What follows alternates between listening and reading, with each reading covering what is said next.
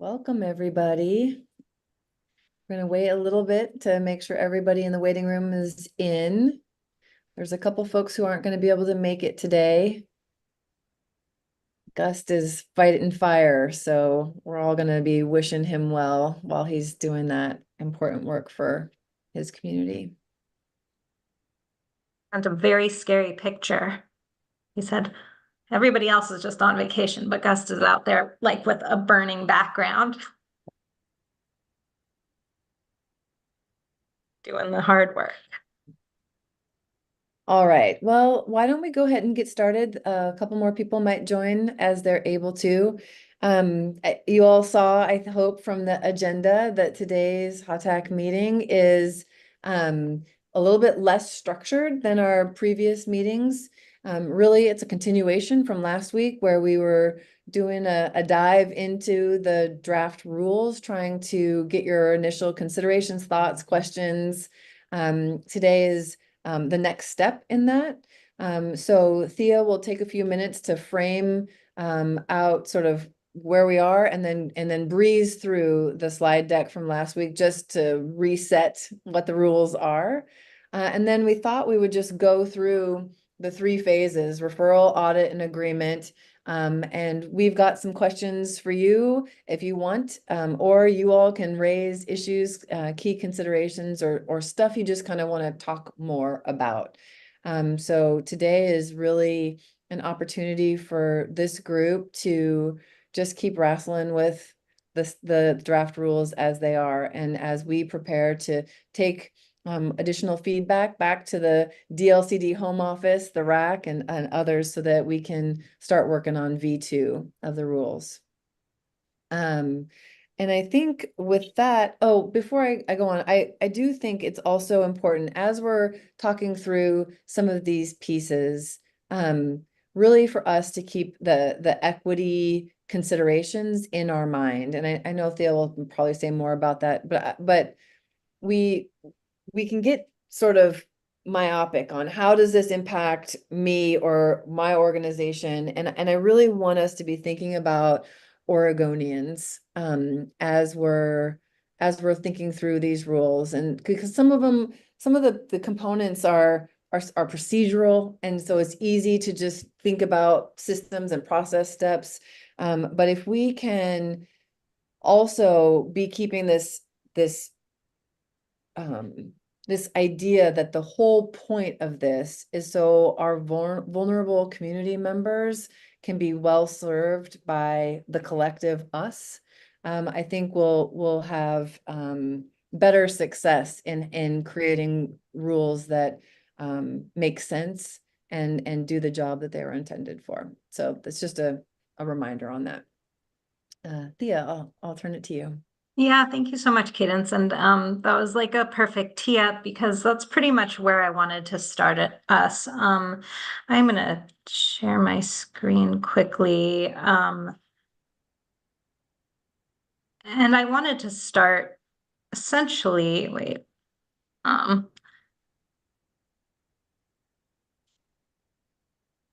back here, where we sort of to reground us in the principles that come down to us through the statute, but really should be focusing our work. We talk a lot about the racial equity framework, which is still sort of the primary lens through which staff have been working to write the rules, and I know that you all have become pretty familiar with that too.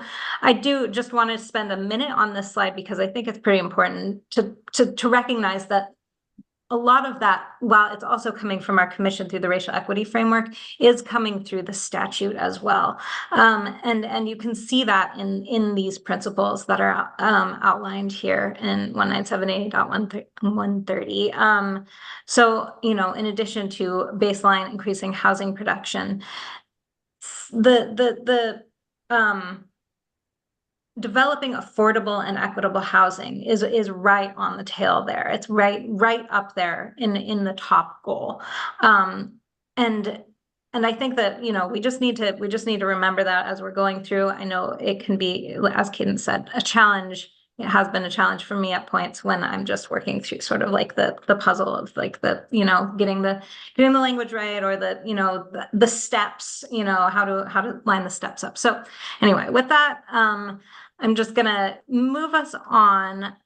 This is the same slideshow that you all saw last week, and I really only wanted to bring it up because we're gonna be diving in a little bit more deeply into some of the conversations that we had last week. I don't have a presentation for you today, but just wanted to talk about what is actually in these.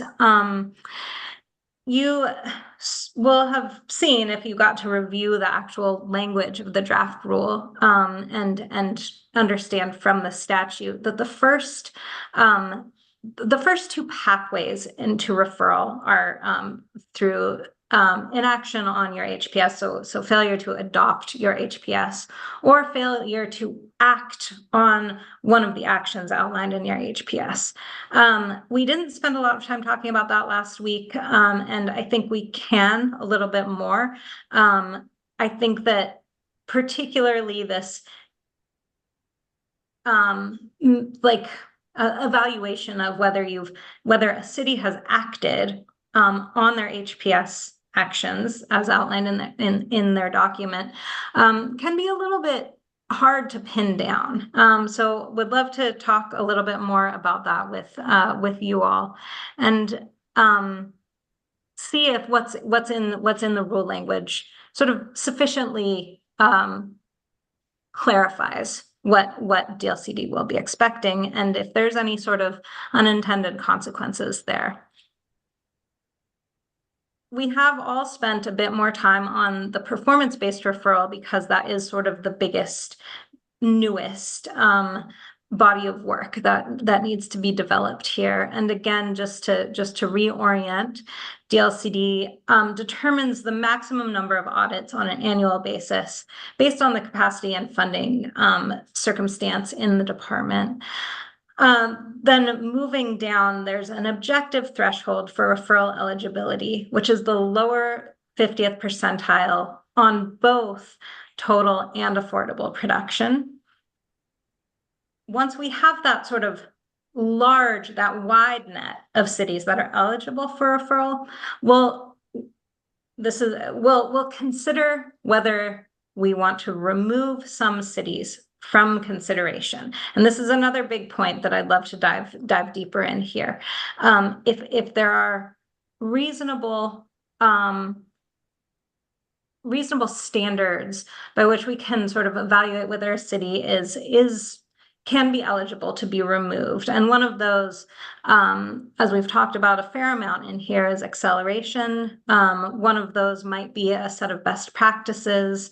And I think that there are a lot of questions sort of inherent in both of those. And then, if there are other reasons why a city should be removed from consideration for referral.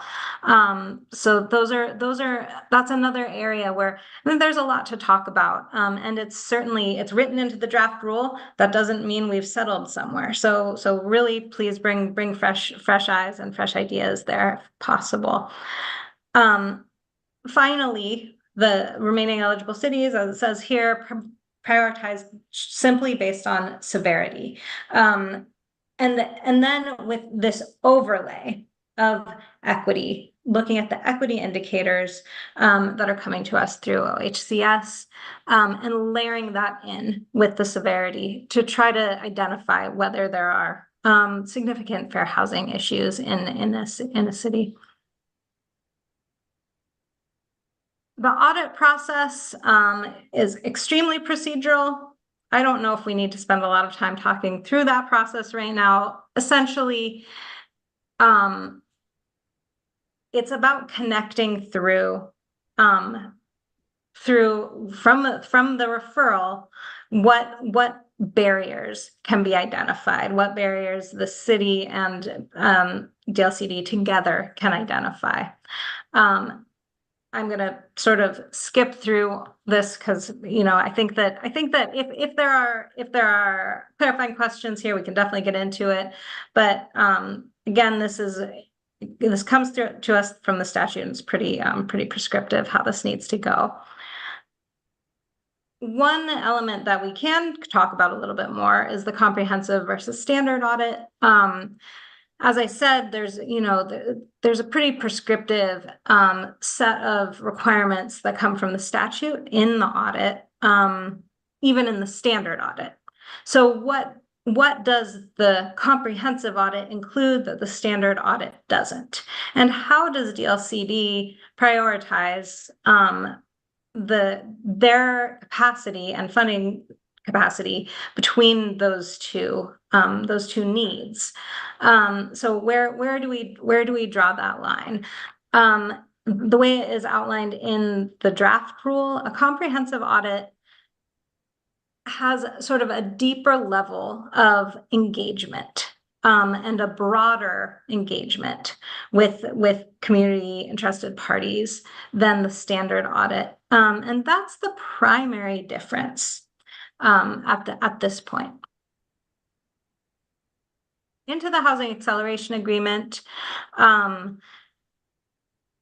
I think that, there are not a lot of questions that we have here. I am very curious if there's anything that you all would like to bring here, but, just outlines pretty carefully what DLCD responsibilities are, what the city responsibilities are. And one thing that, is definitely worth talking about is the determination of what is within a city's control. And this is something that, I think can be, it can be sensitive. And I think that the attempt here in the draft rule is to make it as objective as possible.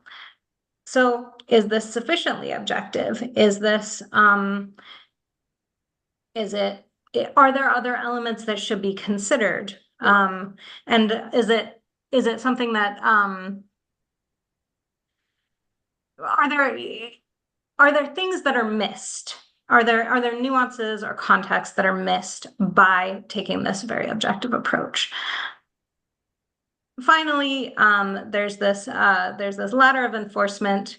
The way that it's written, there are a lot of off-ramps, and the intention is that DLCD really can meet cities where they're at to identify alternative pathways. And so that's what's built in here. And I think that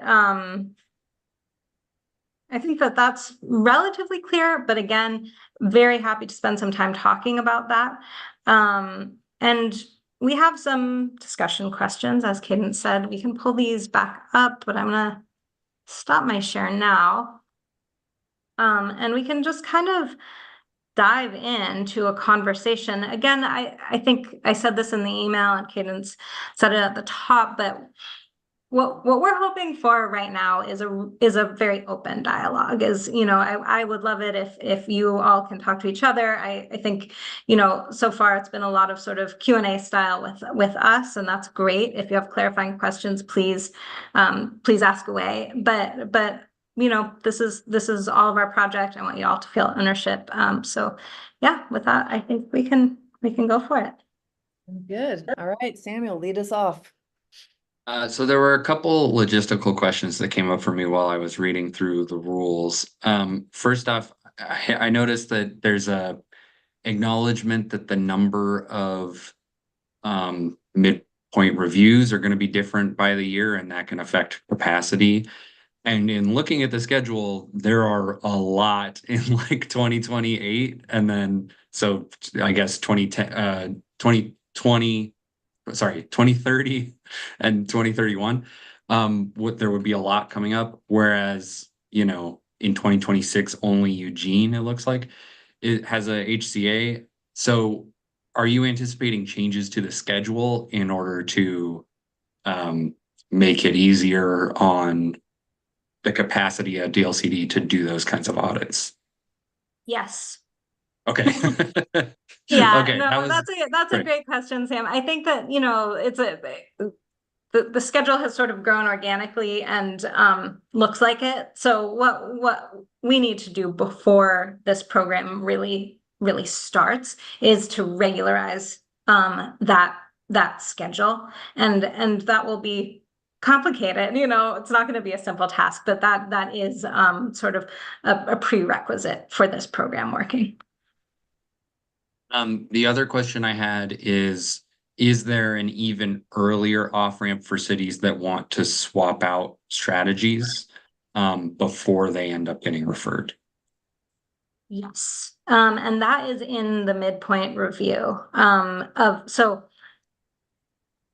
so at the time when they're in their HPS. So I guess, so if their midpoint review is when we're catching them, that's a good question, Sam. I think that they can identify, we probably need to clarify, because I think that there should be a way to for them to indicate that, hey, this is, this particular action isn't working, or we're not going to really be able to pursue this for this reason or that reason. And so we're going to choose this alternative path. I know that this is a conversation that the folks at ECHO have been having too. I saw in some of their responses. And so I think this is exactly like why we want to talk about particularly on the kind of referral that's based on inaction, what we need to be looking at, how that needs to be structured. It's very clear in the statute, that needs to happen, but what we can do in the rule to make that make sense to cities as they go through their process is something that's still maybe not quite nailed down. So I don't know, Cadence, do you have any thoughts, and everybody else in the room? Yeah, I think it's an interesting question if it's inaction or the action didn't work, right? Because those are two different things, right? So for example, I think what is likely, and I don't know how this will work out operationally, and this is sort of a APTAC question, but is the HPS very likely may have alternative actions. We're going to do this, and maybe we'll also do this or this to solve this problem, right? And so I think if they can show some certainty that they have done some couple of those, and how that works out for sufficiency in the HPS, I don't know, but there's going to have to be some way where a city can talk about additional actions that they may want to take, but need to figure out what is going to work the best. And so we're still trying to figure that out, because if you look at the rules now, they only talk about sort of, we promise we will do X, as opposed to we're going to explore Y. And there's a lot of reasons why you wouldn't want just exploratory actions, because then maybe nothing will happen. We also need jurisdictions to explore a whole bunch of things in order to find the right mix of actions that will serve their community best. So I think that's an unresolved piece. But I think an interesting part of the accountability structure that we're establishing now is, what if I did those actions and I'm still in the lowest 50th percentile? I may find myself referred, right? And that's just the reality of we did the things, right? We moved from being triers to doers, but what we did wasn't sufficient. And so the question might be, are there other things that you could have done or can do now that we would discuss in an audit and an acceleration agreement? And that's uncomfortable, but I think it's one of the realities that we're going to need to talk through, that not all of you're not fully insulated only by doing the things that you said you would do in the HPS. Yeah, and I think that there's, that's exactly right, Cadence, and there's these different tracks, but they're not necessarily mutually exclusive. So that's a sort of complication that's built in there. And one other sort of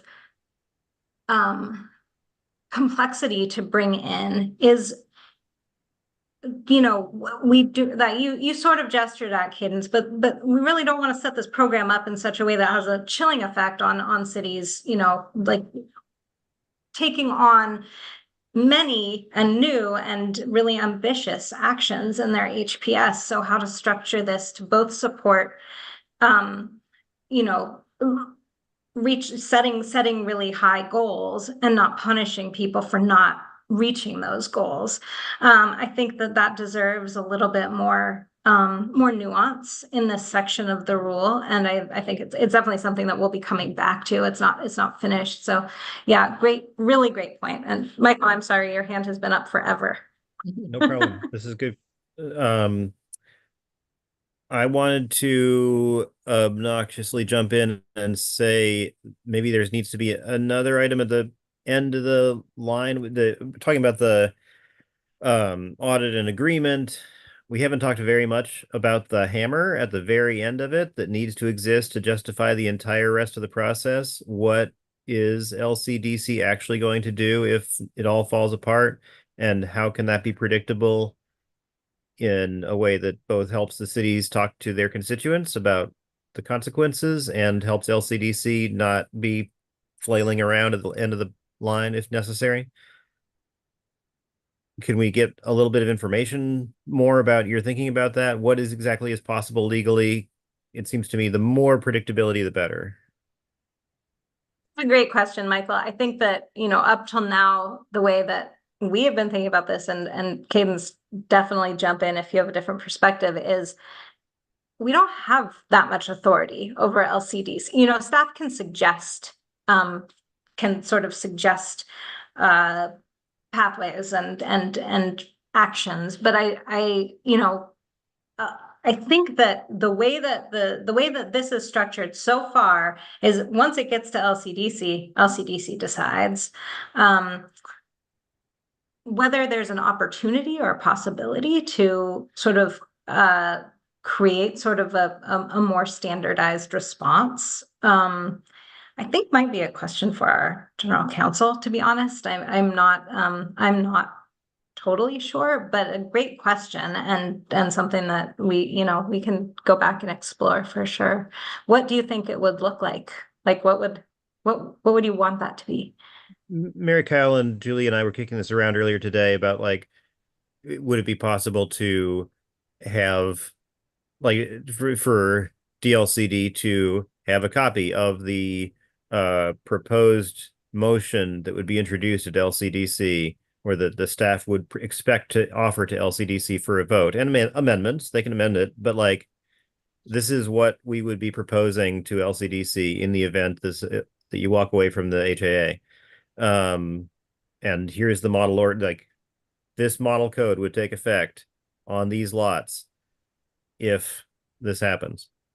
I mean, as a practical matter, Michael, and we could talk more about this in depth, but it's a pretty accelerated process to go from audit findings and then 6 months to reach an agreement with a local jurisdiction about the actual terms of an acceleration agreement. And Right. so I would hope that when DLC, so the barriers and the findings that happen in the audit are really going to be seeding what will be part of the draft acceleration agreement, so that, right, the city will know pretty quickly what DLCD is asking for. Or recommending as Right. potential options. And there might be a menu of options available, so it's not super prescriptive. And I think that that DLCD and the city should probably have really frank conversations about, if we can't come to a meeting of the minds, we're gonna just go ask LCDC to have you do these things, right, in an enforcement order. And so I guess I suggest, Thea, that DLCD make it super, super clear about what the enforcement order process looks like. There's pretty clear statutory language about the menu of options that can be required. I think what would be interesting, Michael, and is maybe underpinning your question is, but then what is LCDC actually going to do? There's can do, and then there's will do. And I think those are more political questions than legal questions. And so it would be an interesting conversation to have between DLCD and LCDC staff, the two groups, so that DLCD can understand what their real bargaining power is and give some clarity to jurisdictions as well. Yeah, and I would look to Ann and Karen for this, but I assume that it's a very complicated and uncomfortable conversation you need to have with your electeds and with your constituents about like, this is what could happen. And the more you can say, this is what would happen, the better for your ability to get them to come to what would hopefully be a more nuanced and localized version of whatever a good policy looks like. But like, I would think anyway, having been through this at the local level in Portland, that it needs to be crystal clear what's going to happen, or else people don't take it seriously. And you can't get crystal clarity, as you've been saying, but the clearer, the better.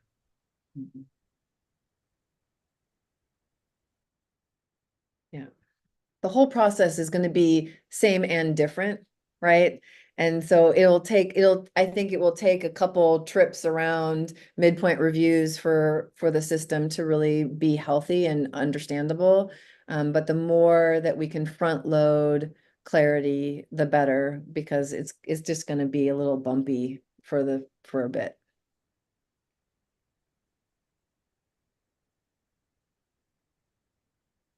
So do we want to start with some discussion about referral? I actually, Thea, have a question about audit, but in referral, Thea mentioned sort of what we would call sort of mitigating factors that would take the big cohort of folks who fall in that 50th percentile and pull them out of that group. I think the three are like, you're showing an acceleration in your housing production. I have questions about that. Another is you were referred in the previous midpoint cycle, and so maybe you just need more time to dig yourself out of that spot. And then the third is the jurisdiction has adopted a suite of best practices, yes, yet to be developed. And I guess they still need time to see the fruits of those best practices. And so I think it would be great if you all could provide feedback on, thumbs up for all three, questions, concerns about any of them, and then any other referral questions that you might have. Yeah, should this even be a part of the process? Should cities be removed? Should there be this caveat where some cities who are showing, who fall into one of these categories come out of consideration, is sort of the top line. And then for each of those, very curious what you think. I know. Yeah, Anne, jump.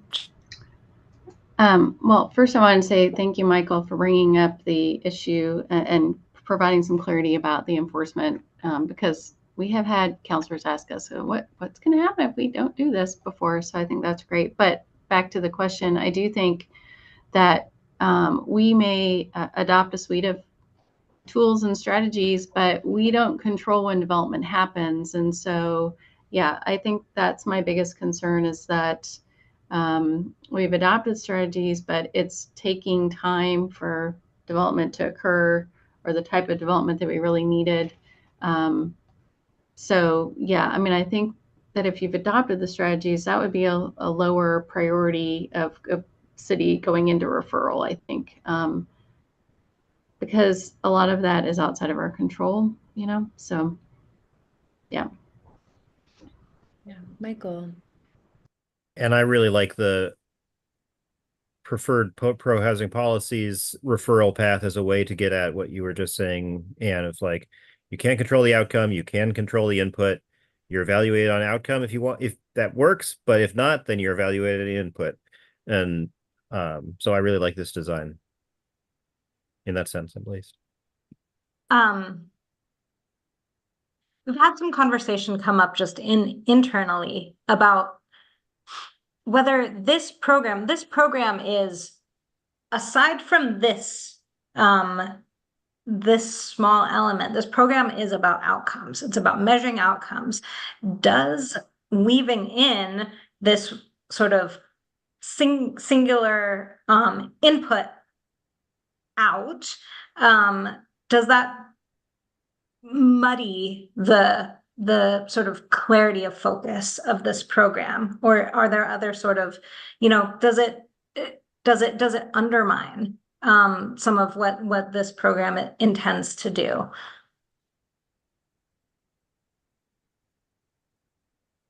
For example, does it chill innovation? Because DLCD has said these 10 things are the good things to do. We've done the 10 things. We're still in the bottom 10 percentile. Right? So Anne's point is well taken, right? It is real that it takes time in order for sort of to reap the fruits, right, of those changes. It is also potentially true that we might need to think of better best practices. And so is there maybe a time limitation? It just like the other referral kind of optioned out, which is you were referred last time, you were under an acceleration last time, we're going to give you a buy this round, but next round, if you find yourself in the same spot, we're gonna, it's no longer a mitigating factor for you, or I don't know. Samuel. But yeah, I mean, I think that's why, going back to where we were at before the break, I think review ultimately is not a bad thing. And if you have instituted all the best practices and you're still, well, you know, housing production is still sluggish, then it could be that the barrier is not immediately apparent. And it is something that could surface through some kind of review. So I am kind of leaning towards, you know, continuing to focus on the outcomes, because that could trigger the process where whatever barrier is there actually does get surfaced and is able to be ameliorated, which it wouldn't on its own. So I am less inclined to say, you know, we instituted all the best practices and it's still unless it was really recent and it truly hasn't, you know, had a chance to work. Yeah, I would say that I'm less inclined to have that as a mitigating factor. The one thing, and Cadence, I wonder if this is also what you had in mind as far as the acceleration goes. If the acceleration was the result of like one particular development, that's not really a policy change, and that has an end date. You know, that has a cap on how much that is going to get you to your goal. And if it's not enough to meet the need, then that kind of gives you a ghost acceleration. It seems like you're on your way to meeting your goals, but in reality, it's not going to get you all the way there. So while I think acceleration is probably a factor that could be taken into account, I don't know if that should really be. I feel like there's got to be a way to account for that. Yeah. Especially on the smaller end, you know, it's the cities that are closer to 10,000. One new subdivision could, you know, give you a huge percentage increase, but it's still not going to get you all the way there. So. Yeah. What So if- sorry. Go ahead, Cadence. I was going to say, Samuel, you and I are on the same page, but I was just coming at it from a local jurisdiction perspective. Just like development's so lumpy that I don't know how you would be able to effectively show acceleration without a really long time period. And then it's so retrospect. I mean, like, it just doesn't make sense to me because of the way developments happen. And so I guess I would want, if I were in this situation of a jurisdiction in DLCD, I would want for that to be part of the audit, would be, am I as a jurisdiction spending more money on affordable housing development? Am I, like, what are my actions that are showing essentially an increased participation in the affordable housing realm? And that you could have different indicia that would show all of the activities that you are doing. And to me, that would be a good sort of proportionality test. When we talk about then what are the things that the city is going to do in response to some of these barriers. But I just seems too confusing to do upfront. Michael? Just to clarify, this is we're already only talking about the acceleration thing for larger jurisdictions, right? Like it could be just the top 6 jurisdictions in the state that would have that acceleration path. Is that correct? No, any, No? I guess I'm confused by your question. Oh, I thought that there was an indication. I thought that maybe I misread the language, but I thought it was that if it's implausible because it's a small city to use acceleration, then we don't use acceleration. And if it is Oh. plausible, then we do use acceleration. But I could be wrong. It seems like it's not that much of a problem to use acceleration at the Portland or Beaverton scale to me, but I could be wrong. Yeah, I still think the lumpiness of development would be tricky. I'm curious though, I think, Michael, you've thought about this a fair amount, and I think if you look at it over a long enough time period, I mean, I don't think we're quite there yet. We do have production data. So, I think we could run some tests to see what this looks like. And I guess I'm curious to do that, like I think you're sorry, we have construction in our house right now. There's I think you're both right that this sort of like lumpiness, especially in those smaller jurisdictions, is going to make it really really difficult to like evaluate this on acceleration. But I don't want to throw the baby out with the bathwater. I think that it might still be worth exploring, and so any sort of creative ideas about how to do that, Michael. I didn't see that in the language either, and I don't remember it being there, but I think it's a good idea. If we can parse it that way, maybe maybe that's the solution. Maybe it's just that caveat only applies to large cities. Yeah, anyway, really interesting points. So any other referral related questions, concerns, alternatives you want to explore? I do think maybe we should spend a little time talking about sort of you have the big net, maybe you have some mitigating factors, and then you have this final analysis, which is severity. So I'm in the 5th percentile of my peer group or the region? Do we differentiate between peer group and region, or does it matter? Is it in either? And then also this idea that are there equity indicator components that sort of influence whether you should be referred or not? And I think there's a few that might be useful in that they're thinking about using, and how do they interact, right?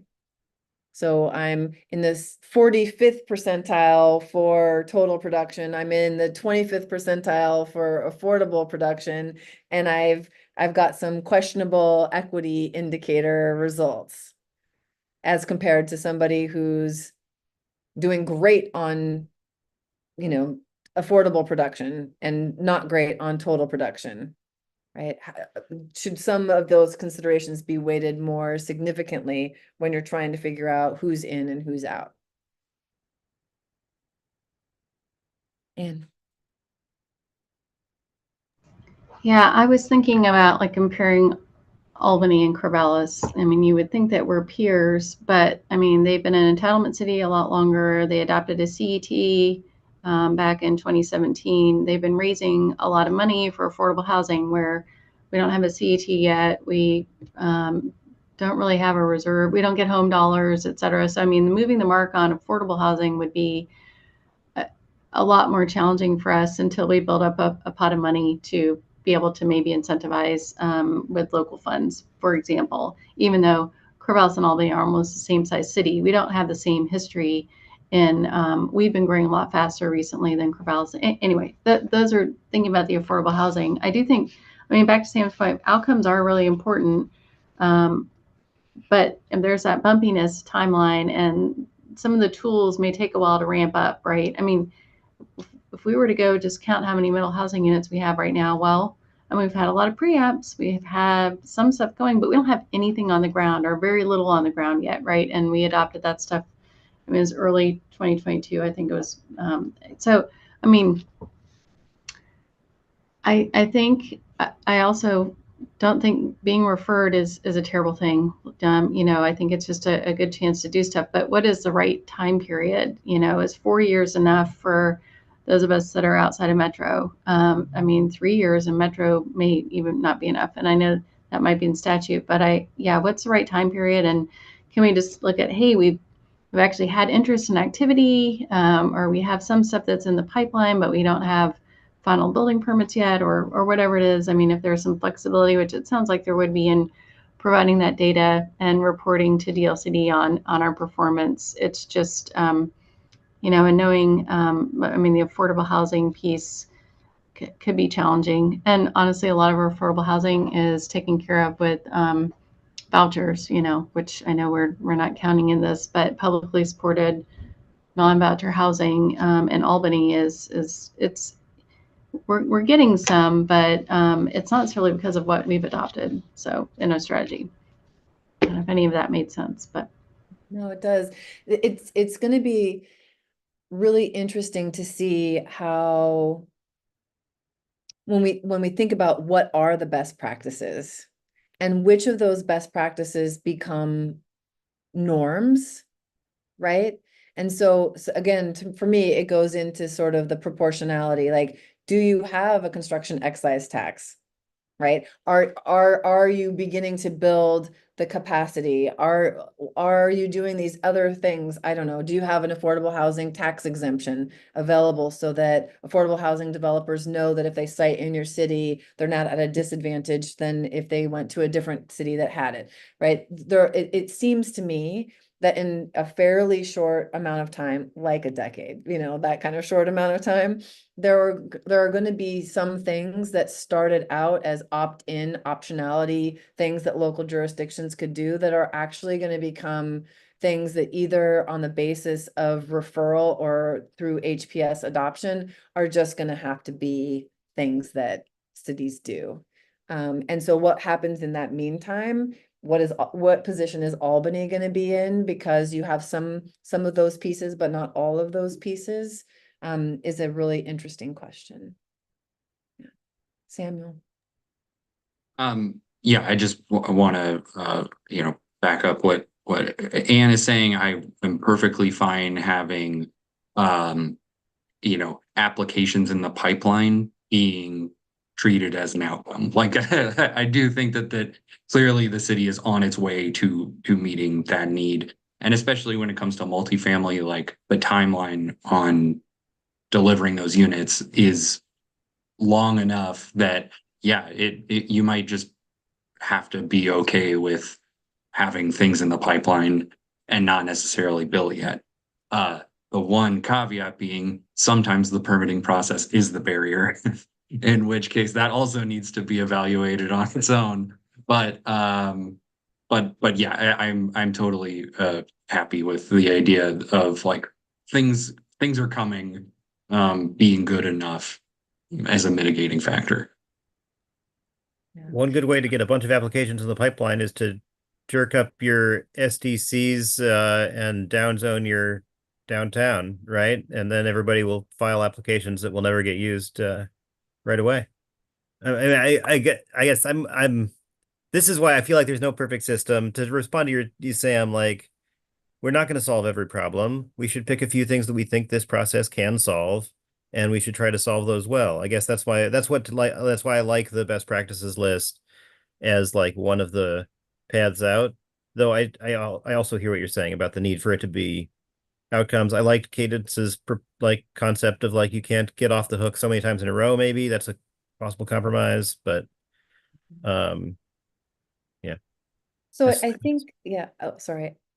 I think that it's the timing of where information becomes relevant is important too. So for example, to Anne's problem, maybe I get referred because I'm in the lowest 50th percentile, but when I'm in the audit and I talk about all the things that we're working on, that we have done, what's in the pipeline, that becomes important information in the audit.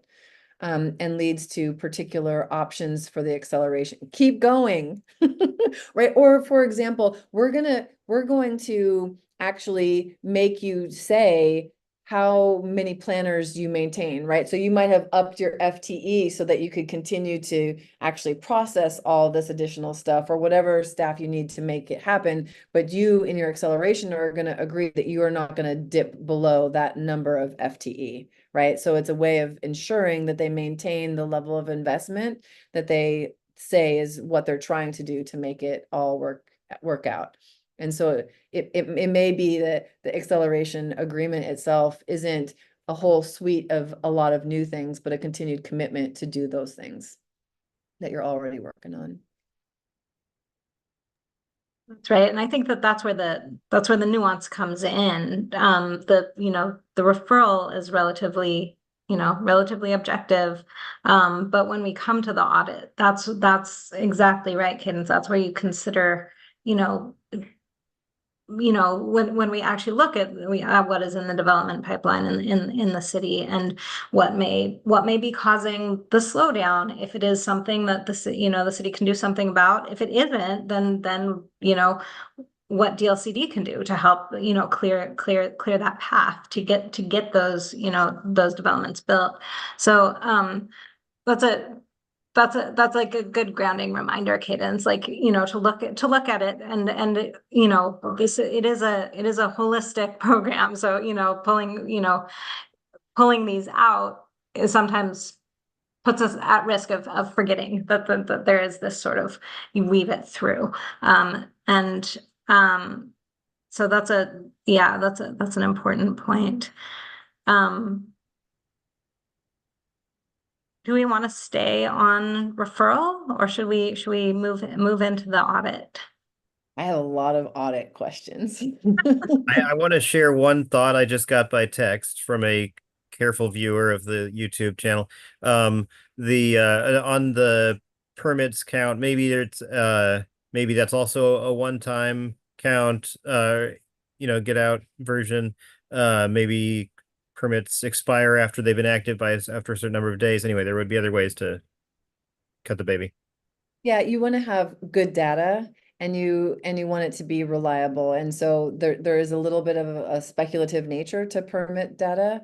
And so how do you clean it, right? And then also how long do you get to use it? Those are all good points, I think.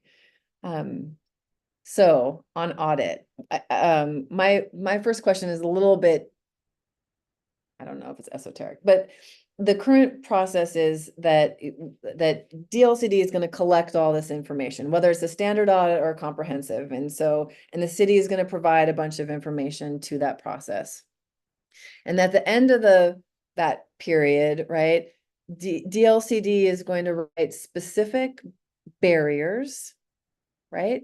And then talk about the various factors that impact that barrier. And then to the extent the LCD determines that some of those factors include actions or inactions within a city's control, they're going to provide one or more potential actions that a city can take to mitigate or undo that piece of the barrier, right?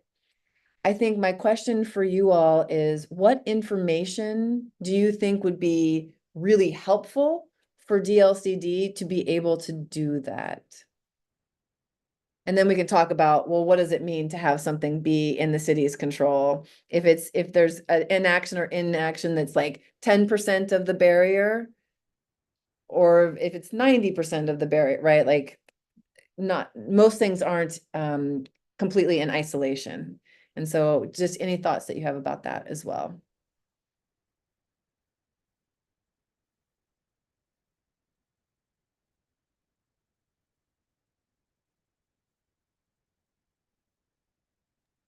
You stumped them, Cadence. Did. I broke the Zoom room. All right, Anne.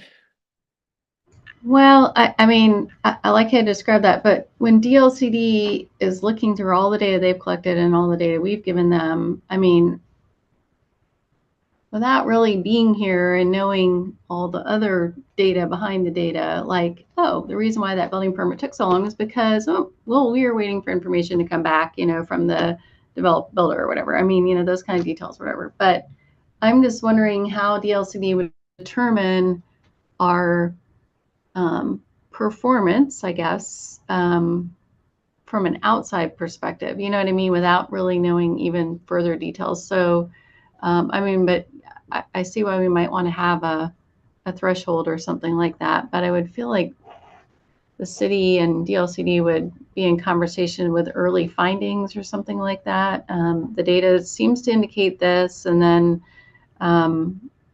you know, meet with the city. Is that accurate? Do we have all the information around that or whatever? I mean, I would hope it would be there an interactive process before a final audit letter would, and it seems like that those steps are outlined, but I guess I just don't know.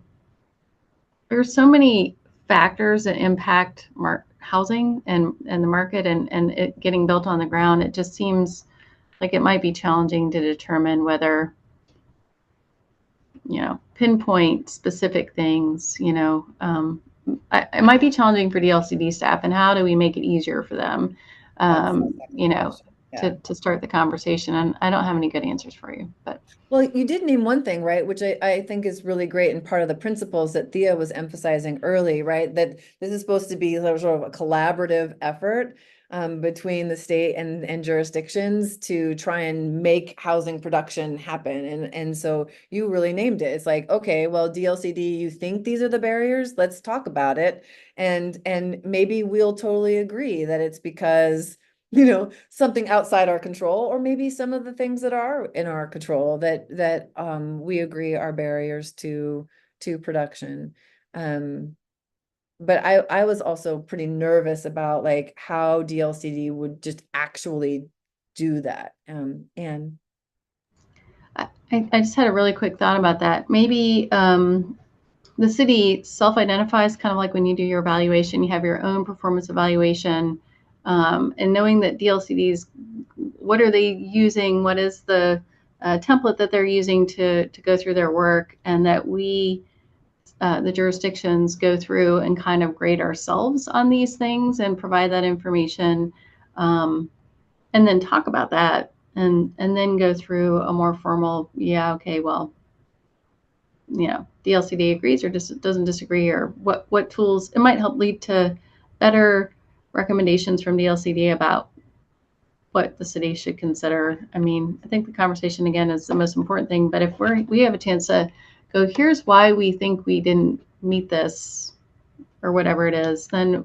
that gives us a little bit of a chance to provide additional information to DLCD rather than just metrics.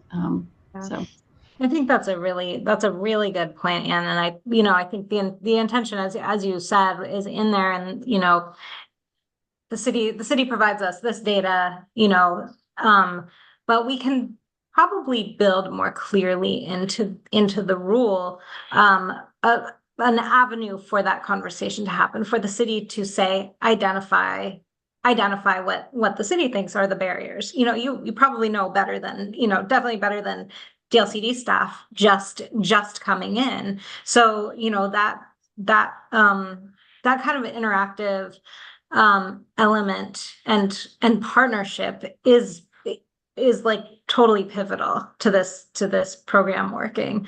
And I really just appreciate you know, pulling that out and giving us that really specific advice, because I think it wouldn't be hard to put a provision in the rule that just builds in that part of the process.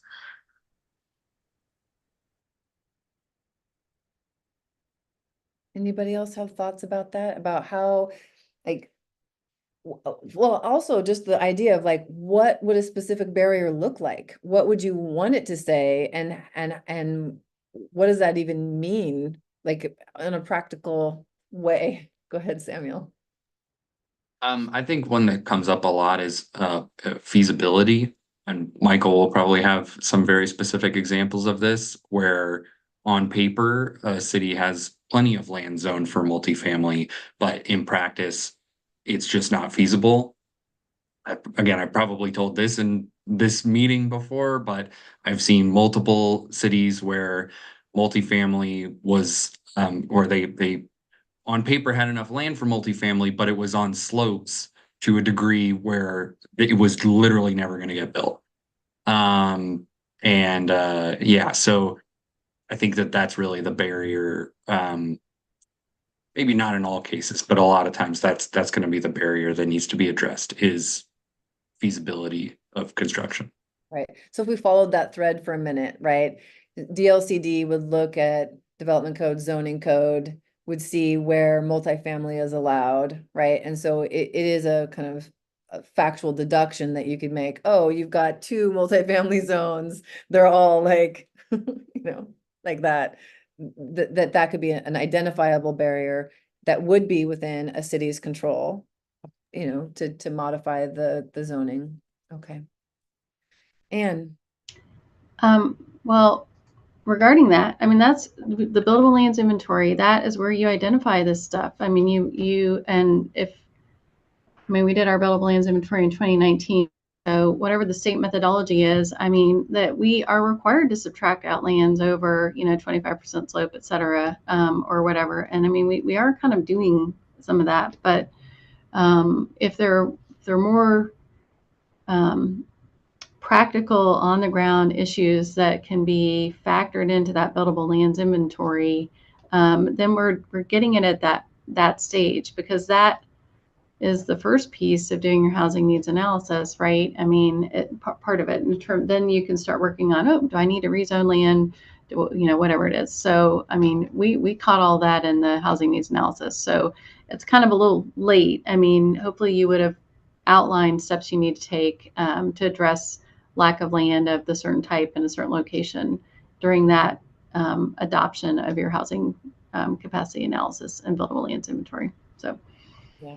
So I have hopefully, no doubt that Albany has, but I have seen this, in Yeah. in a number of places, and it could be artifacts of older zoning maps. I mean, it's totally feasible Yeah. that this was stuff that was done before anyone was really looking, and it's just continued on and has yet to get addressed, but it is out there. Well, I think our buildable lands inventory needs to be evaluated, I mean, and did it work before you actually do I mean, it kind of goes hand in hand. If it's not accurate, it ends up not being helpful in your housing needs analysis report, which is kind of what I'm going at.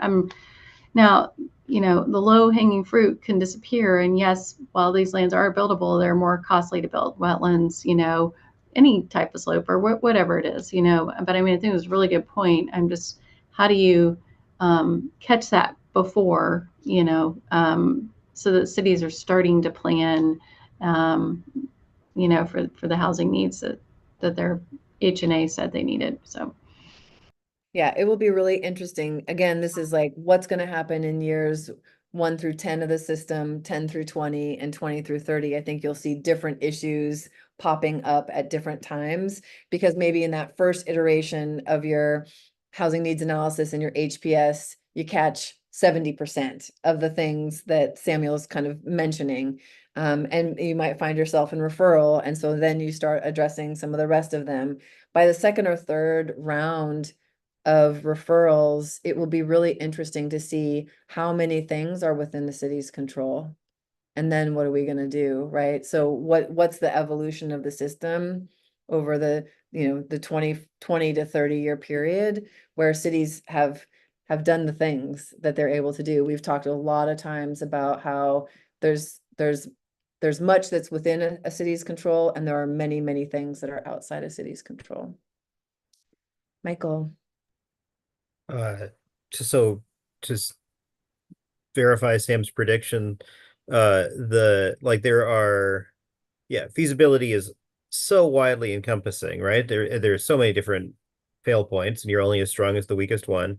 And like, for example, you're not going to have your affordable housing projects matched with LIHTC dollars unless you can get 40 to 50 units in the same property. If you want to do that without a lot of land assembly, then you need to allow 150 or more units per acre in your multifamily zones, at least in some of them. And there's almost 0% of the state where that's allowed.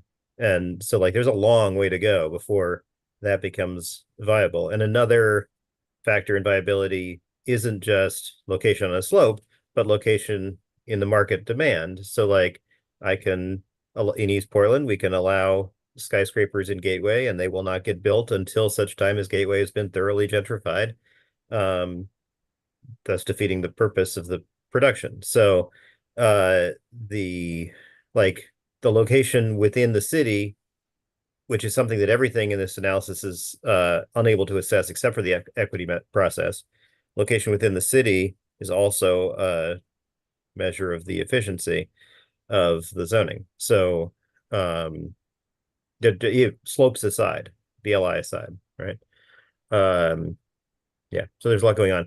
Anyway, I would say like one thing that I would want to avoid is a process where DLCD tries to, like, to use a violent metaphor, like pick up every bullet, be like, one of these bullets on this table is silver. We need to find which one it is through science. When what we really want to do is there's find some things within the city's control and change those things, but they will all help a little bit. I realize that some of them will help more than others, though. Yeah. No silver bullets to be found. Yeah. Do you all want to talk a little bit about standard audits versus comprehensive audits? Do you feel good about the difference? What cities should get the extra special comprehensive treatment with additional public involvement and collaboration with OHCS? I have a question about that because I feel like very few jurisdictions are going to be hitting their affordable housing targets. And so technically, I feel like every jurisdiction might be eligible for that.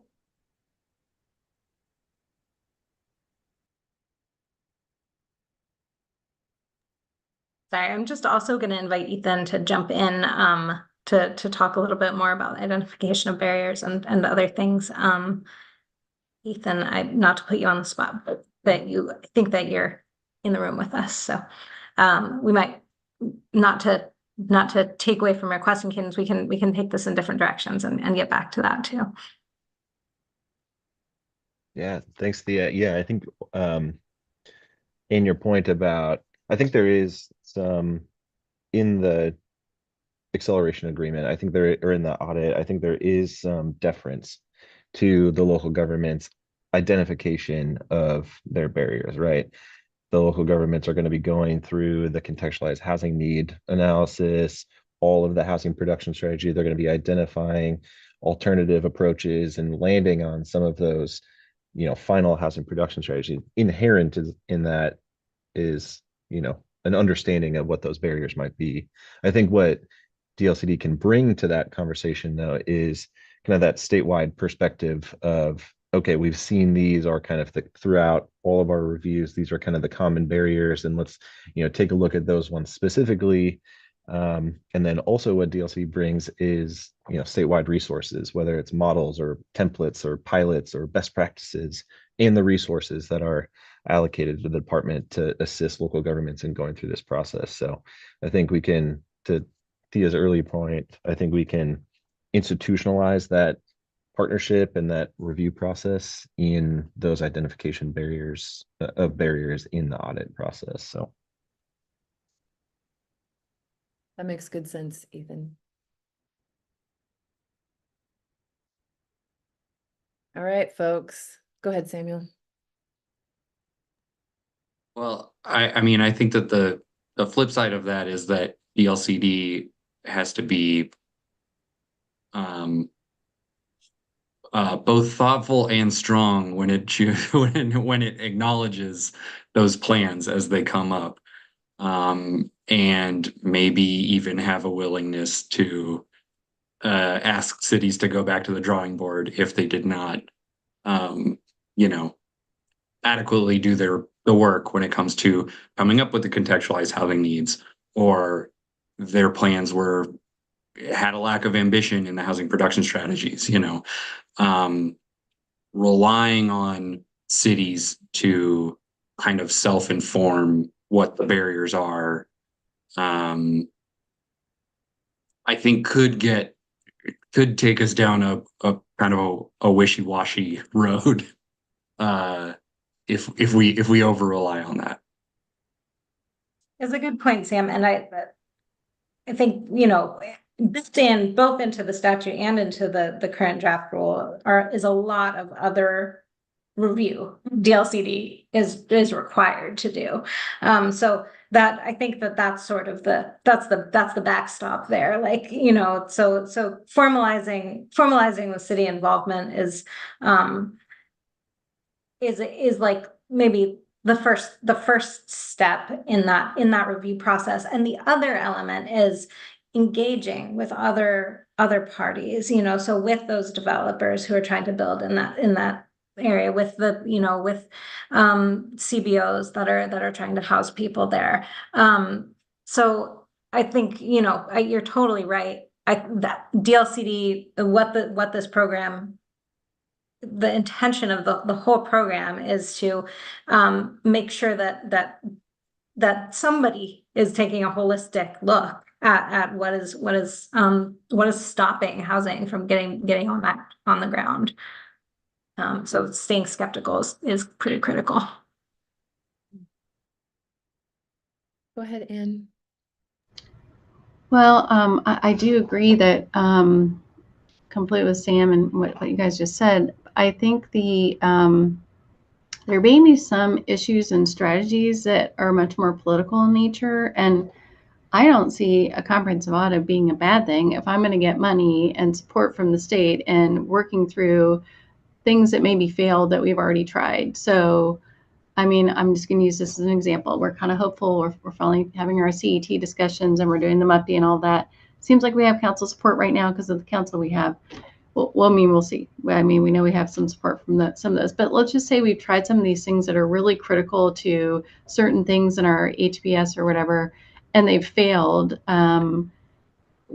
You know, calling in some backup resources, whether it's, you know, political or, you know, hey, you really have to do this. And, you know, we can do the, you know, if we know what our consequences are of not doing it. But I feel like the comprehensive audit shouldn't be seen as negative, because if it came with money, well, like, yeah, we're going to put ourselves into that. We would love to be into that audit, you know, and you get some money and support. And I don't know how to determine which issues have more political barriers or, you know, political concerns and issues within communities, because it probably depends on the community. But I know not having funding mechanism in our city, I mean, we do have the tax abatement, whatever, but multiple tools like that could be a barrier down the road that might cause us to get a comprehensive audit. And I'd welcome that, for example.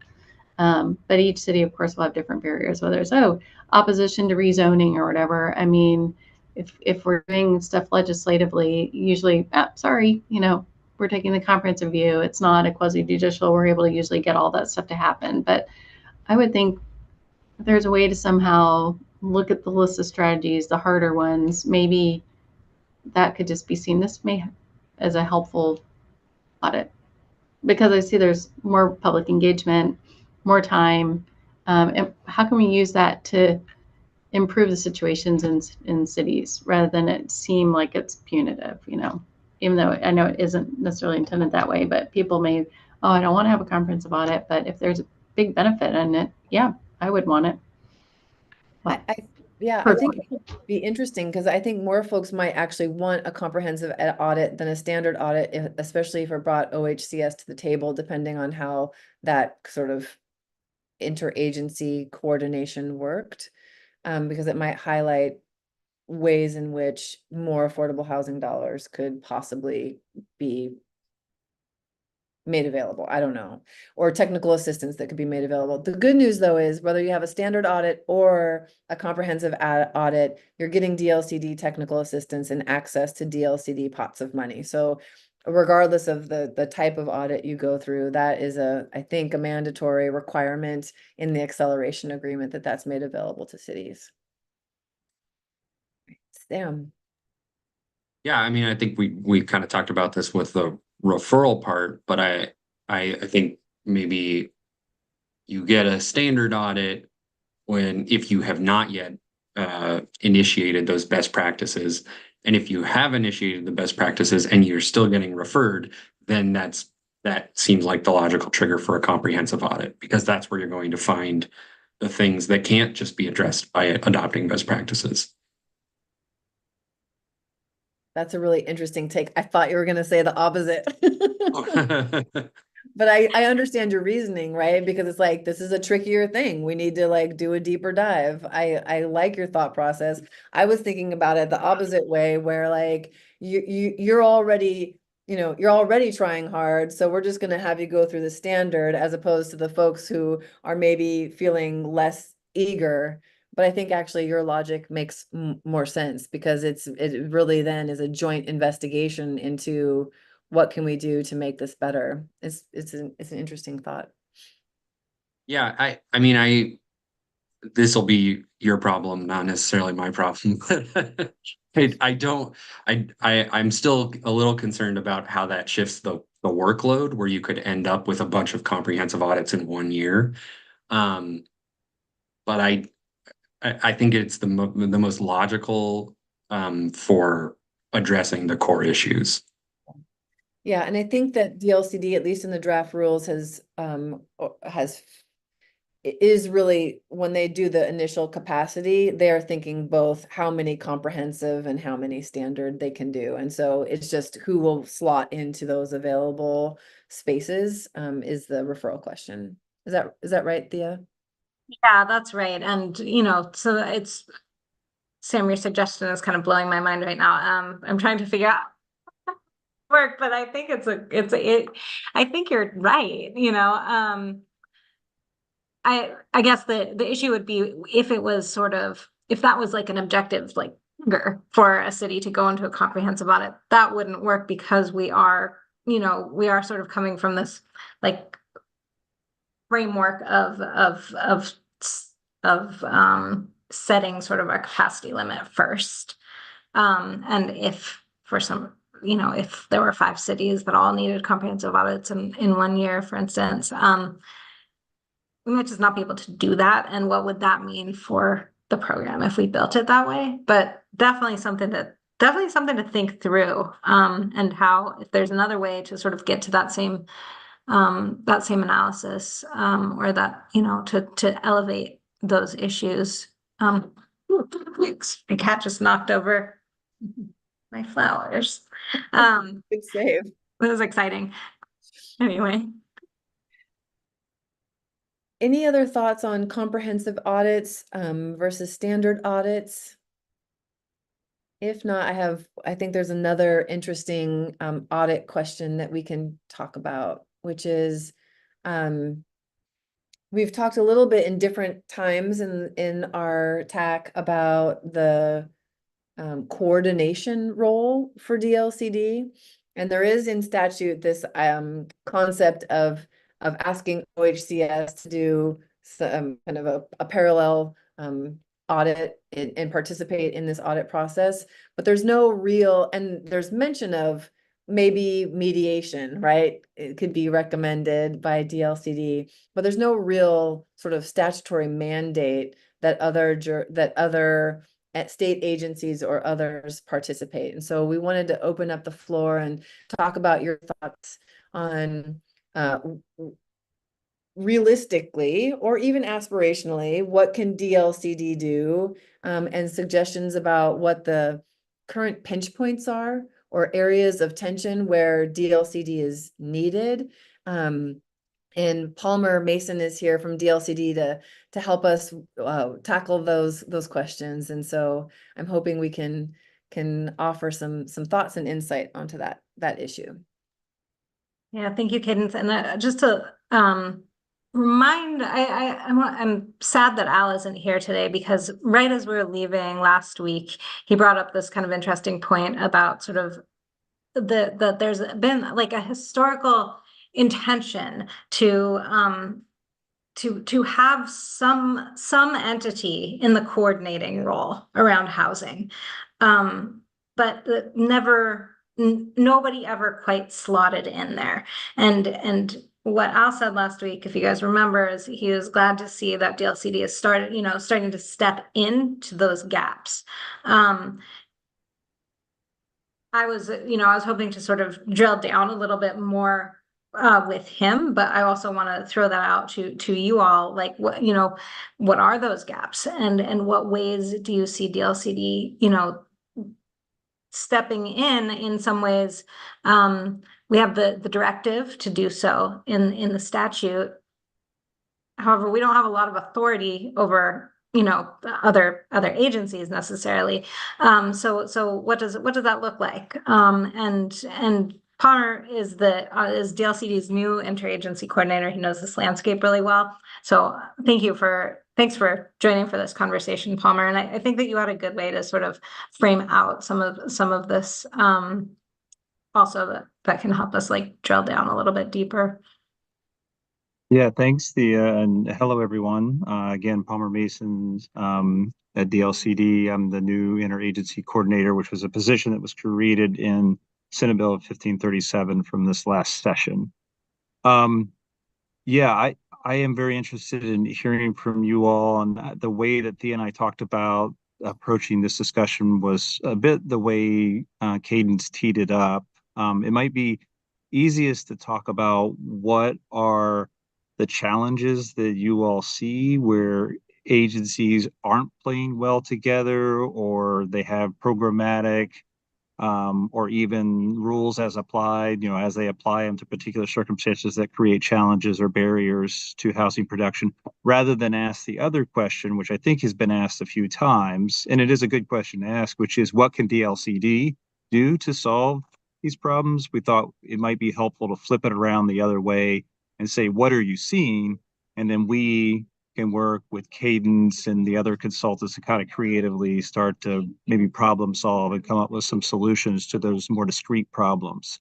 I mean, if that's a way to help. So for instance, I mean, like an example that I hear a lot, and maybe Anne, you can vouch for this, is in the Mid-Willamette Valley, there's a lot of wetland issues. And so that's one that we hear frequently about, are there issues, barriers, concerns, and not to call out an agency, but they just happen to be statutorily responsible, Department of State Lands with, management and protections of wetlands. So help us understand that a little better. Or if there are other issues, as if it's, again, and this is not, an exercise in calling out names or criticizing agencies because they have valid responsibilities and they serve important public purposes. But if ODOT is a problem because in Portland, you can't get more densification because ODOT raises safety concerns around a highway or an intersection or something like this.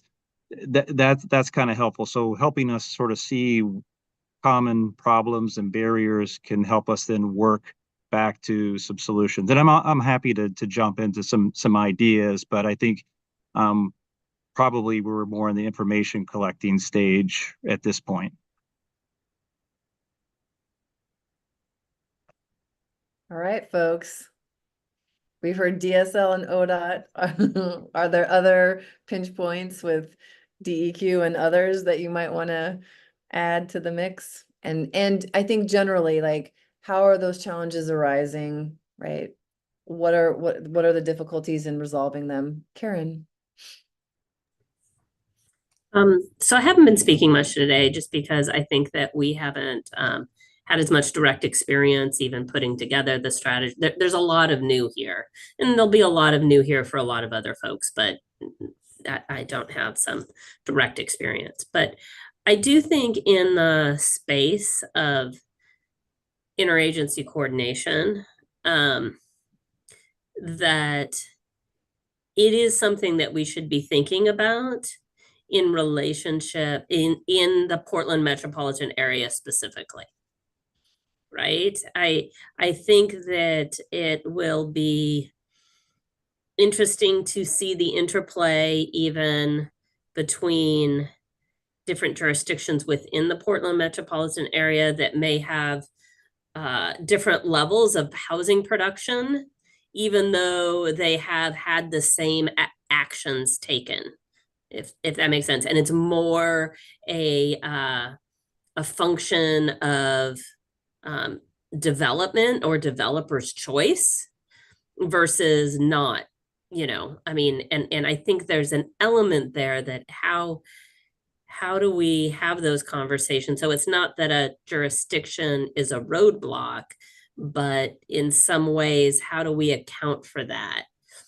And then, again, while this may not be a jurisdiction or a jurisdictional activities creating a roadblock, it is about the funding roadblock of infrastructure. So again, I don't know where it fits into this conversation, but depending on what jurisdiction you are, you might have a bigger infrastructure investment that's needed, that's creating a roadblock, and that there are many different jurisdictions that come into play because of that.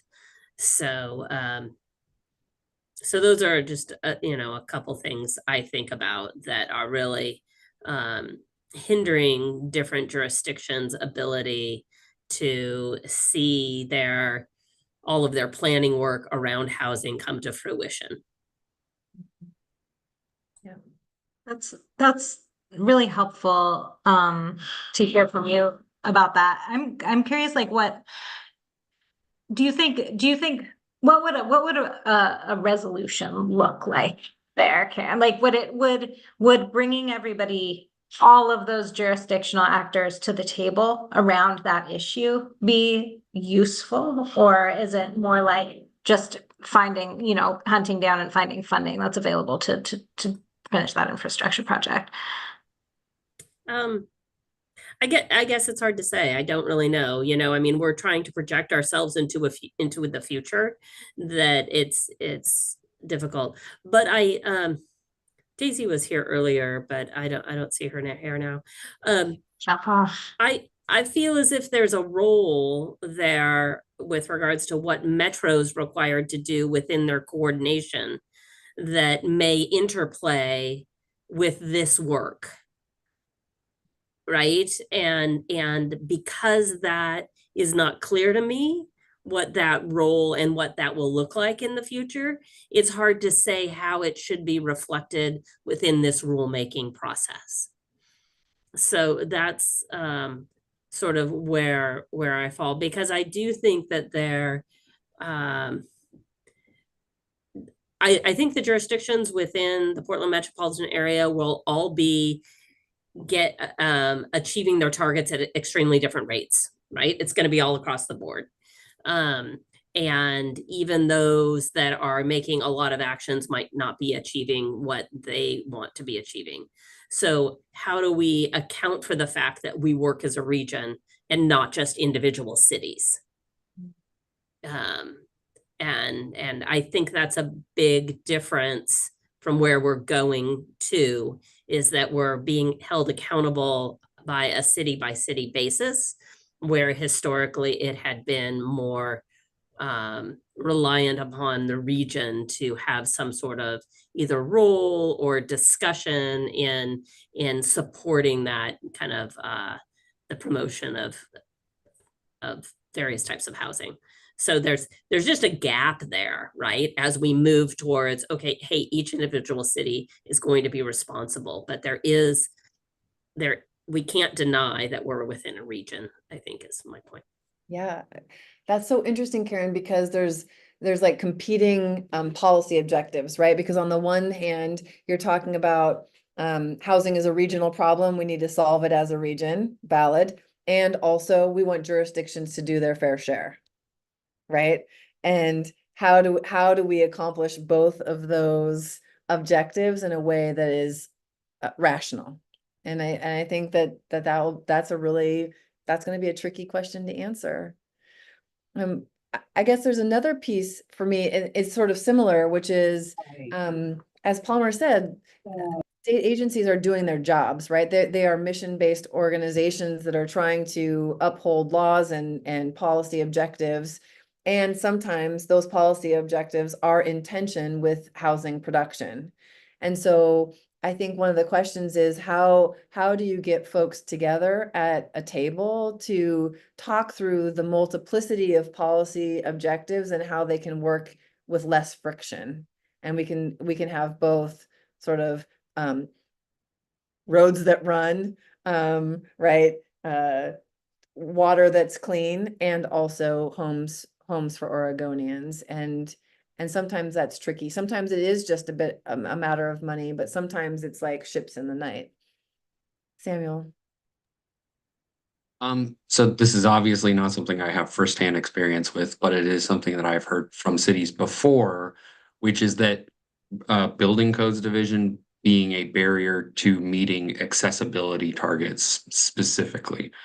And maybe Anne or Karen can fill in the gaps on why that is exactly, but I have heard it from multiple people. So and that is I would hope going to be in the contextualized housing need for most cities is a gap that needs to be filled. So whatever the barrier is there, it's probably something that's going to need to get addressed.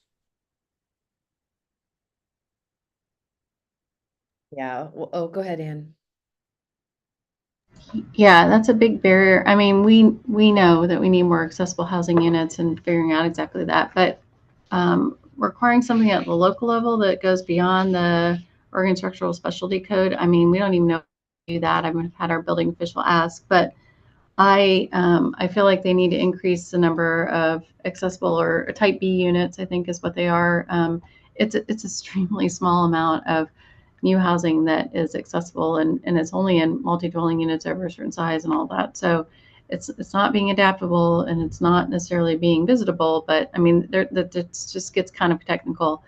And I'm really glad that Karen brought up the regional issues, because it's outside the metro area too. So, and in our situation, it relates to, jobs, housing balance within the region, but also the transportation or lack of non-vehicle transportation options and stuff like that. And while we may be able to build housing, we've got like all of North Albany screaming and yelling because of the transportation issue, crossing the bridge. If you're familiar with Albany, has got a river, Willamette River running in between it and Benton County side. I mean, we only have one way across the river. Now, okay, it takes just a couple of lights to get through. I mean, we don't control Highway 20, but I mean, traffic congestion, ODOT. We also have development in certain areas that's off of US Highway 20, but close to the I-5. We need intersection improvements. But we have people complaining about the safety of traffic, and we've even wanted to put in traffic lights. I mean, definitely funding and prioritizing funding, especially the I-5 corridor infrastructure study, to the cities, and not necessarily to the projects, but the cities that have the greatest growth pressures and needs. And we're trying to address a housing need, and the money may go to a different intersection in Jefferson. If the state's having to prioritize all the funding, where I mean, jobs are important, but how do we prioritize housing in some of these bigger dollar things? And definitely DSL, again, they have an important job, but could we look at non-significant wetlands, treat them differently in the mitigation ratios and stuff like that? I mean, it's really costly. And we are in the valley. We're trying to have growth in our urban growth boundaries, right? And we happen to have a large urban growth boundary. We're lucky in that sense. But the cost of developing on land with wetlands, and all of our land has wetlands pretty much, is really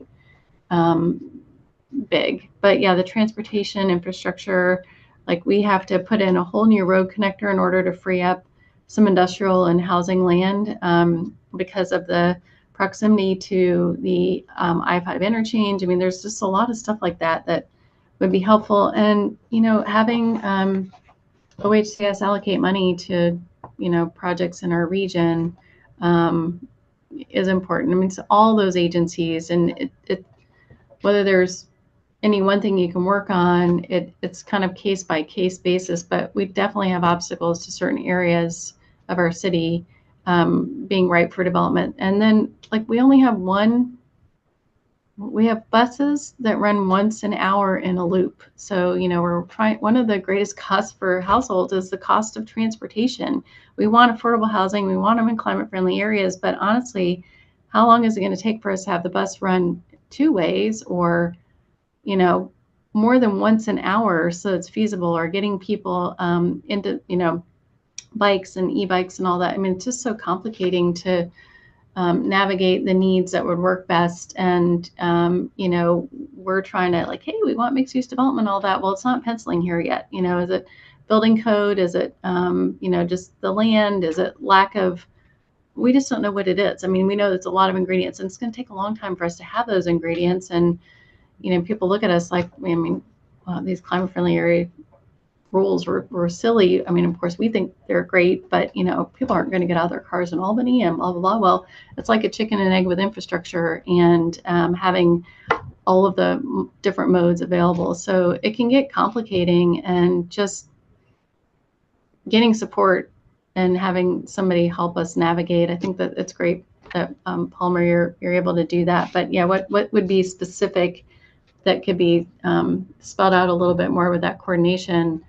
I mean, all the agencies we're going to need to probably talk to at different points when it comes to housing and the costs that are associated with some of the requirements in state law and federal law. So, oh, and floodplains, sorry, but you know, if you all know that the BIOP, and you know, we're going to have to look at the 500-year floodplain. I mean, you know, that's going to take land out for development too. So we have a lot of different pressures affecting our available land coming up. Yeah. Buildable land, marketable. Yep. Palmer.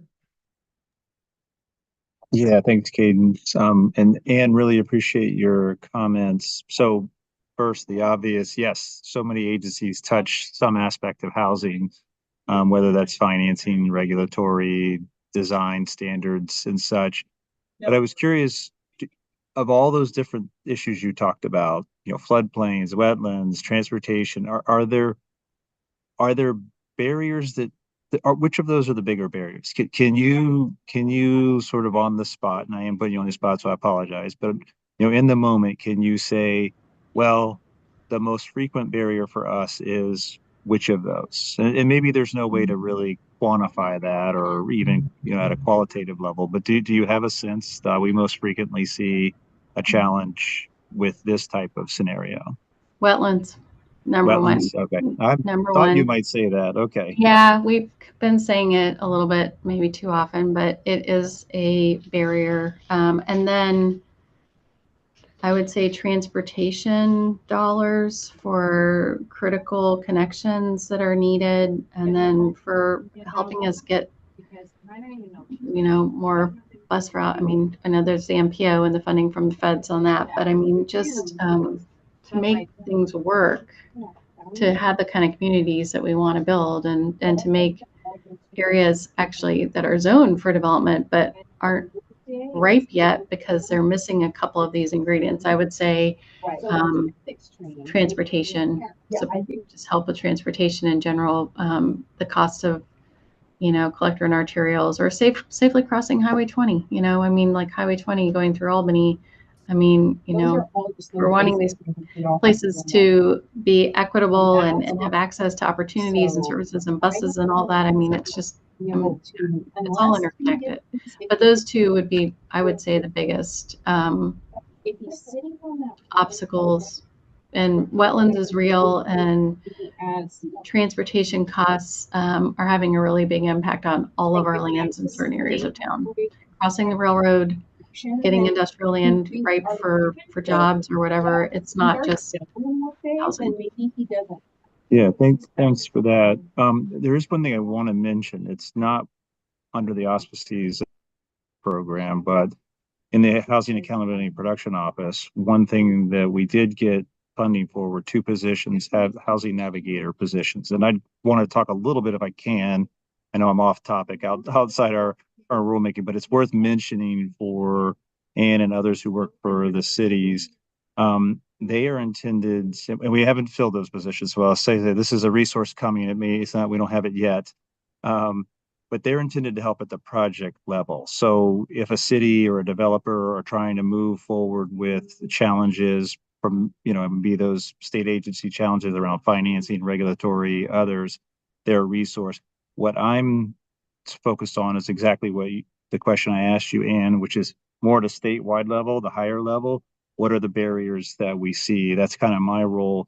under Senate Bill 1537 is to start looking at the state level barriers for more of the bird's eye view as opposed to the project by project level. But I did want to mention that as a resource that's coming, those housing navigators.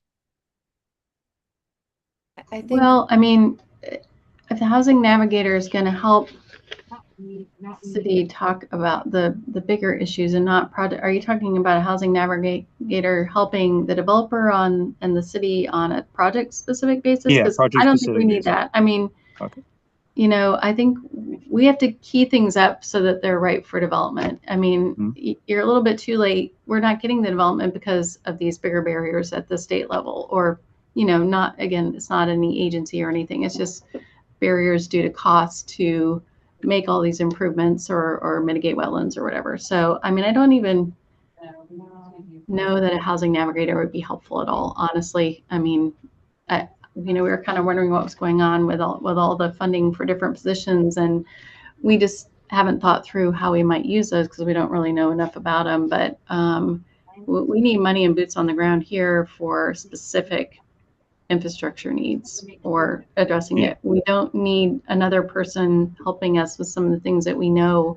I mean, maybe if it's, you know, we try to talk to our constituents and policymakers at the state level, but I mean, you know, I don't know how we would use them, and that may be a good, like, hey, education, you know, how can cities use these resources and what are they intended for, so that we are trying to work through some of these issues at the bigger level rather than project specific level. But I mean, if it's kind of like a quick responsey kind of thing where you might be able to help out, and I mean, I could see some use maybe, but you know.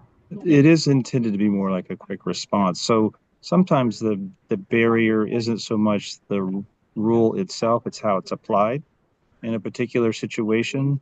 Or is there an ability to work with the agency on a reasonable solution to move the project forward and still whatever, protect the resource and that kind of thing. That's what the housing navigator is there for on the regulatory side. On the funding side, it might be, how do we get the first money in or the last money into the project to help build the infrastructure. So that's all why I mentioned it. I think I hear you loud and clear. A city like Albany isn't really facing those challenges so much. It's more like at a enterprise level or state level barriers that are more the challenge. I mean, having an ombudsman with the state, I mean, where you're kind of being the intermediary and there's one point of contact for the agencies. I mean, I could see that being a partnership with the city planning staff or with development staff, economic development. So, you know, we just need to figure out how we can use these resources that have been allocated in state law to, you know, to our benefit, you know, everybody's benefit, because it is, you know, all these are regional issues. Yep. One of the things that DLCD will be doing in the acceleration program process is identifying barriers, and not just factors that are directly within the city's control, but other factors as well. And I think sort of what we're dancing around here is that a lot of the barriers that are happening around the state, I think, are what makes for a development ready parcel. And a lot of times there are infrastructure, there are environmental, and there are other sort of bigger issues. And when I say infrastructure, I mean roads, but I also mean sewer and water and capacity to service new development that are at issue. And a lot of state agencies, as well as federal regulations and city rules, play into that. And so what is the ability for DLCD to isolate and discuss in an individual jurisdiction? What are those barriers that are keeping land from being unlocked, right? In Albany, it's very clearly these sort of non-significant wetlands, or however they're named, where they might be development ready if there was something changed. In other cities, it's they need a new entire sewer system or water treatment plant in order to unlock development capacity. In other places, it's the way a freeway goes through a certain neighborhood, that if there's not a change, they won't be able to have additional development. And so what are the ways in which DLCD can help name those problems and then be a convener to help figure out if there is a path forward. And if there's not a path forward, then maybe at the next time they do their buildable lands inventory, that land actually just needs to come off. Because if it can't actually happen, if it can't be unlocked, then we shouldn't be counting it, right? Because it's giving a false positive, essentially, right? And I think you nailed it. What are the obstacles for development ready parcels, whether we need it for housing or for jobs? And we identify this in our housing needs analysis and in our economic opportunities analysis. And I mean, I've already talked about what some of these issues are, but yeah, maybe having DLCD staff at those stages while we're working on our buildable lands inventory, because you know, it's available, but if you need, you know, a $13 million road through and right away through somebody else's property to really make that property buildable, absolutely. I mean, that's why we're looking at short-term and medium and long-term availability of land, and not just like all available land, but, you know, we're trying to be realistic and doing that. Maybe those are some recommendations in your buildable land inventory, and using the housing navigators to help with, I mean, it's not just housing land, it's economic land. So I think that was really a good point. well, and how do we now start to align our housing strategies with our TSPs and our CIPs at a local level? And how do we also at a state level figure out how to prioritize infrastructure funding to help make those things come to pass, right? Based on a new alignment of those plans. I don't know the answer to that. I just know that they are often less coordinated and integrated than one would want. Yeah. And I think that one of the intentions of the audit process is to not only bring together, you know, state agencies around a particular barrier, but also ensure that there's like a lot of alignment within city departments, and help to support that connection. You know, as we've talked about in this group, so this is not a responsibility that's just dumped on the planner, but that this is something that the whole city is aware of and on board with. And I see your hand. Go ahead.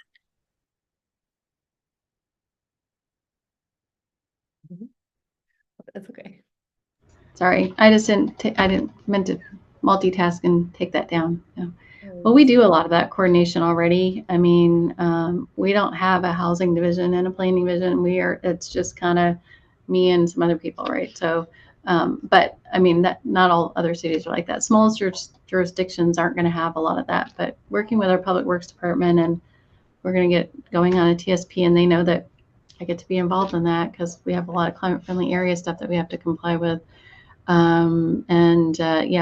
But building those relationships within City Hall and across departments is really important, because often it's true, you can operate in silos and just be so focused on stuff. But facility planning, you know, this is something Matt Schleibel has been asking for comments on the middle housing. Well, you know, technically you could have 4 times more houses on a single dwelling unit lot, right? And I mean, even though our facility plans are planning 20 years out, and a lot of times the lines are sized really big to accommodate stuff, but I mean, there's a really big impact, the increased number of trips possibly, and impacts on our utilities.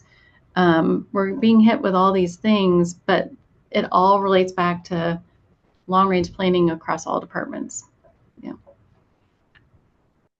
And having cash to upsize or future proof, right? If you thought you were in one circumstance, but now you find yourself in a different circumstance. And I think that's another place where the state can be playing a role is helping jurisdictions figure out how that funding is going to come to pass.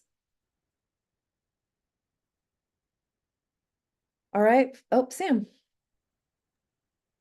So this one probably is not going to apply to entitlement jurisdictions who handle their own AFFH work, but as far as meeting the other cities meeting the equity goals, you know, the place that's probably doing a lot of that affirmatively furthering fair housing work is going to be the CDBG team at Business Oregon, or you know, certain parts of OHCS. And so making sure that cities aren't being asked to like redo any of that work, and that they have easy access to those, you know, fair housing plans, and are on the same page with all of them. I think that's, you know, again, I don't firsthand know if there are any barriers there currently.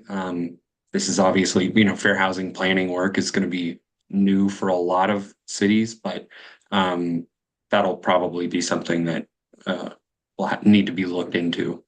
Yeah.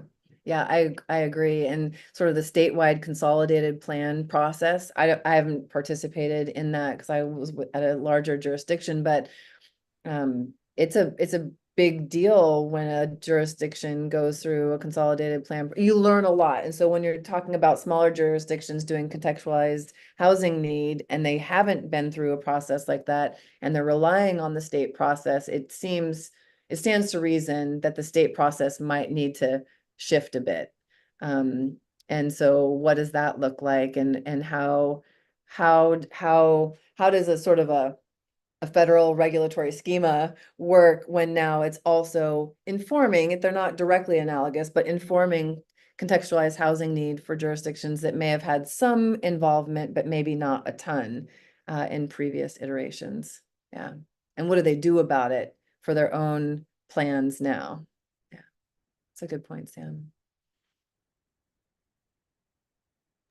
Yeah, if I could just chime in. So thank you for bringing up that example, Sam. I haven't really thought about that, how locals might be relying on these sort of foundational documents and processes from the state. If the state makes changes in response to new federal direction, or, you know, takes on issues that might have been, you know, underappreciated, underrepresented, like equity, and in a real commitment to affirmatively furthering fair housing, that has a ripple effect to local government. So thanks for drawing attention to that scenario.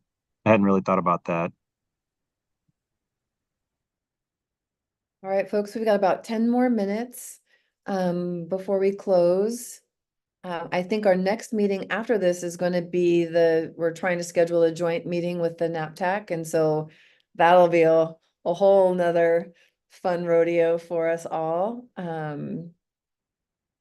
But so I want to just make sure everyone has an opportunity to raise anything remaining on the referral process, the audit and acceleration agreements.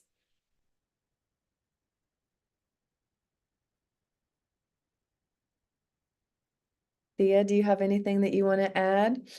Just, well, first of all, I think there were a lot of really great ideas floated in this conversation, and I appreciate it, especially given it's a small room. So, you know, you're carrying a heavy burden for your teammates here, you all. But I feel like you really brought it, and so I'm gonna be really interested to go back through the notes and see, you know, ways that we can integrate this conversation into the draft rules 2.0 that we'll be working on through August. So, and as always, just doors open, and keep it coming. Just because this meeting is done does not mean that we are done hearing from you. So, also, yeah, as Cadence mentioned, the next meeting, which I believe we're scheduling August 14th, will be with the Needs and Production TAC. And one of the main projects of this meeting is going to be to make sure that the two sort of sets of rules really weave seamlessly together. the more eyes we can get on that, the better. So I encourage you, it's a lot of reading, right? That matrix is about 75 pages or something. So, you know, it's not easy, but if to whatever extent you can, you sort of skim through the whole thing, and identify anything that seems to be a mismatch or, in intention, please, you know, redline it or just make a note. That's super, super helpful for us. The other thing that we're hoping to talk about a little bit more is, if we want to do this best practices, pro housing sort of punch list, as a mitigating factor, or maybe somewhere else in this, as Sam sort of brought up. And if so, you know, what does that look like? Is it even possible? You know, is it possible to identify these super impactful strategies? And, you know, it's not something that we're going to decide right now or next in the next meeting, but what could those look like? So those are just a teaser. And there's a RAC meeting next week. I encourage you all to, you know, tune into that YouTube to see. We'll be bringing them some more sort of high level policy questions, and, you know, that we can take from there and dive into the nitty gritty on. All right, folks. Any last words? Questions, thoughts, comments? All right. Thank you so much for your time today. We really appreciate your participation and can't wait to see you next time. All right. Bye. Thank you all.